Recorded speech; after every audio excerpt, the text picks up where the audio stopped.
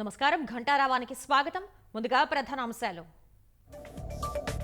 రాష్ట్రంలో కొలువు తీరిన ప్రజా ప్రభుత్వం, నాలుగోసారి ముఖ్యమంత్రిగా చంద్రబాబు ప్రమాణం.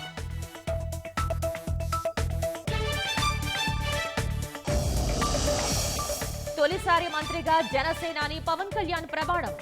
అమాత్యులుగా లోకేష్, అచ్చెన్న, నాదెండ్ల మనోహర్.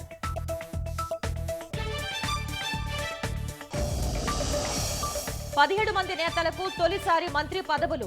ప్రజాసేవే పరమావధి అని స్పష్టీకరణ.